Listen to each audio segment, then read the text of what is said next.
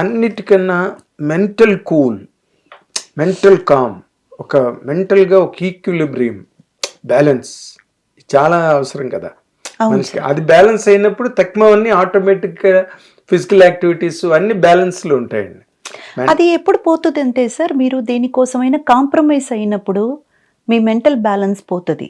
అదే ప్రాబ్లం ఇక్కడ. మీరు మిమ్మల్ని మీరే ఎన్ని రోజులు చీట్ చేసుకోగలరు చెప్పండి? మీరు ఎదుటవాడిని ఈజీగా చీట్ చేసేయచ్చు, మీ మాటలతో మీరు మోసం చేసేయచ్చు, నమ్మించేయచ్చు.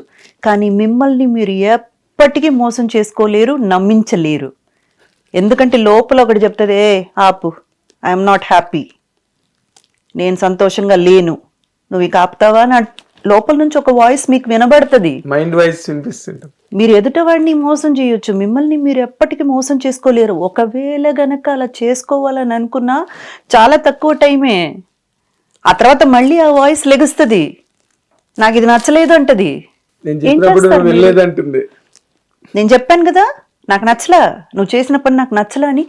ప్రశాంతత ఎప్పుడు పోతుందంటే సార్, మీ లోపల ఒక వాయిస్ వినబడి కూడా మిమ్మల్ని మీరు ఈ బయట ఉన్న లౌక్యాల కోసం, బయట ఉన్న ఈ మాయల కోసం కాంప్రమైజ్ చేసుకున్నప్పుడు మీ ప్రశాంతత పోతుంది, కంపల్సరీ పోతుంది. Great great. నిజంగా అందరూ అమలు చేసుకోవాల్సిన మాటలు చెప్పారు. మోర్ ఇంపార్టెంట్లీ ఈ ప్రెసెంట్ యంగర్ జనరేషన్ జెన్జీ ఏదైతే ఉందో తాపత్రయం, తొందరగా ఓవర్ నైట్ సక్సెస్ అయిపోవాలి. కరెక్ట్. ఓవర్ నైట్ కార్లు, బిల్డింగ్లు అన్నీ కొనేసుకోవాలి.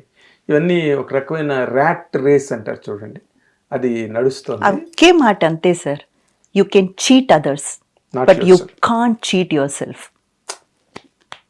రియల్లీ గ్రేట్, అంతే, రియల్లీ గ్రేట్. అండ్ మీరు మీ కెరీర్ ఎప్పటి నుంచి, నేను మిమ్మల్ని ఎమ్మెల్యేల దగ్గర నుంచి చూస్తున్నాను, అంతకుముందు కూడా ఒకటి అరా చూస్తూ వచ్చాను కదా.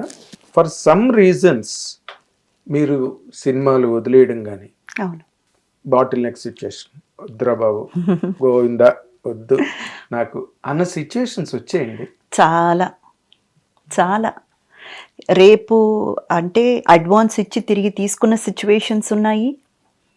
లాస్ట్ మినిట్లో హీరోయిన్ కాదు, సెకండ్ హీరోయిన్ క్యారెక్టర్లో మారిన సిచ్యువేషన్స్ ఉన్నాయి.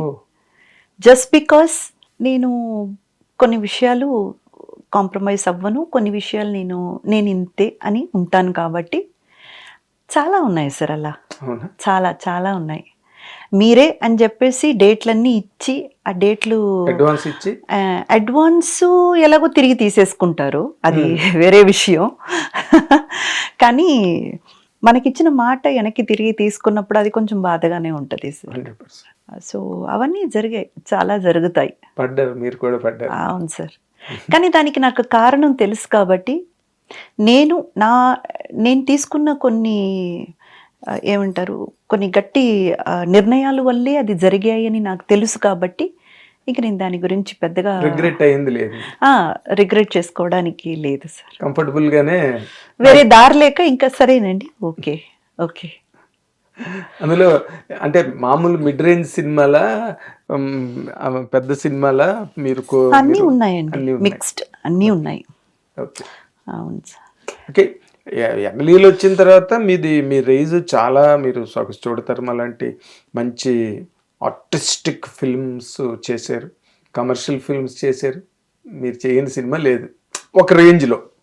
పెద్ద హీరోయిన్లు అందరూ మాస్ కమర్షియల్ చేస్తున్న రోజుల్లో Indraja was always there. Indraja was always there on sets. ఏదో ఒక షూటింగ్ ఎక్కడో అక్కడ ఇంద్రజ కనిపిస్తూనే ఉండేది, కవరేజ్లో ఉండేది. బట్ ఈ ట్రావెల్ మీరు ఇందాక ఫస్ట్ క్వశ్చన్ అదే వచ్చినప్పుడు మీరు పర్ఫెక్ట్గా దాన్ని అనలైజ్ చేసి చెప్పగలిగారు. ఎందుకంటే ఒక స్టాండ్ మీద ఉండిపోయారు. అవును సార్, అవునవును, ఉండిపోయారు. ఇప్పుడు మీరు నాగార్జున గారితో వజ్రం చేశారు, కనిపెట్టరు. అది నాకు యాక్చువల్గా మూవీ వైజ్గా తీసుకున్నారనుకోండి, సినిమా అనే ఒక దాంట్లో నేను చేసిన ఫస్ట్ సాంగ్ ఏదైనా ఉందా అంటే అది కన్నెపెట్టరు సాంగ్. హలో బ్రదర్ ఎందుకు చేశారండి అది? ఇలాగా అది తెలియదు సార్. నేను ఎమ్మెల్యేలో షూట్ నడుస్తుంది, అప్పుడు నాకు కాంటాక్ట్ అయ్యి ఇలాగ ఒక సాంగ్ ఉంది, అందులో 3 హీరోయిన్స్ చెయ్యాలి, పాప బాగా డాన్స్ చేస్తుందని మేము విన్నాము. సో ఆవిడ కూడా ఒకరుగా అవ్వాలని చెప్పేసి ఈవీవి గారు కదా? అవునండి. ఆ కంపెనీ నుంచి కాల్. అసలు నేను మూవీ కోసం చేసింది ఫస్ట్ కెమెరా ముందు నేను చేసిన సాంగే మళ్ళీ మనకు రజనీకాంత్ గారు, పివాస్ గారు లాగా ఫస్ట్ సాంగే నాగార్జున గారితో, ప్రభుదేవ మాస్టర్, గోపాల్ రెడ్డి గారి కెమెరా, ఈవీవి గారి డైరెక్షన్, చాలా భారీ అంతా మనకు.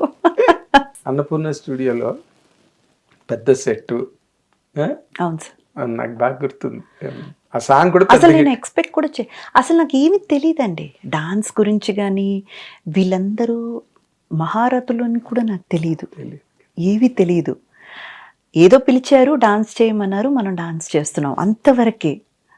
అవన్నీ ఏమీ అర్థం ఎవరో చేసుకునే అవన్నీ అర్థం చేసుకునేసరికి మనం ఆల్రెడీ ఇండస్ట్రీ ఆవిడ.